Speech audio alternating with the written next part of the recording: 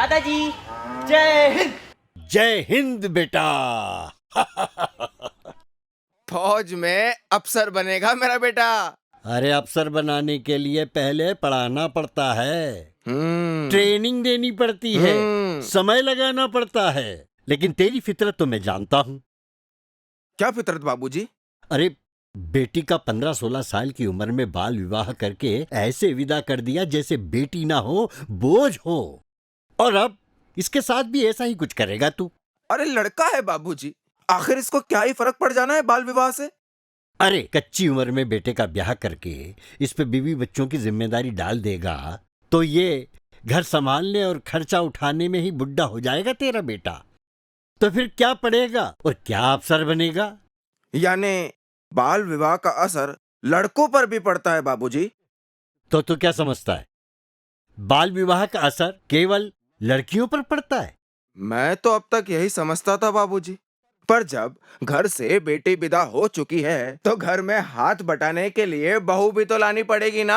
हाँ, बिल्कुल लानी पड़ेगी। जा बेटा, बहू भी ले आ।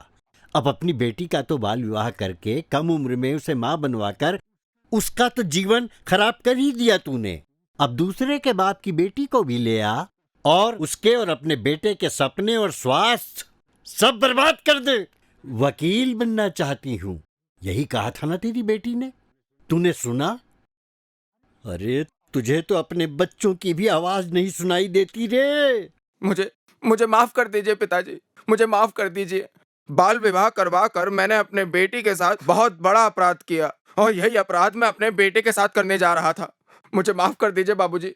अरे पगले, माफी ही मांगना है ना तो उससे जाकर मांग जिसके पैर धोकर तूने बचपन में ही कन्यादान कर दिया था। जरूर जरूर मांगूंगा बाबूजी। अरे पगले, पहले पौधे को थोड़ा मजबूत पेड़ तो बन जाने दे, फिर सौंप उन पर बड़ी जिम्मेदारी, शादी ब्याह जैसी।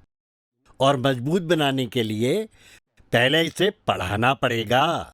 जरूर पढ़ाऊंगा बाबूजी, और इतना पढ़ाऊंगा कि आसमान में ऊंचा उड़ेगा मेरा बेटा। बेटी ही नहीं, बेटे के लिए भी अभिशाप, बाल विवाह।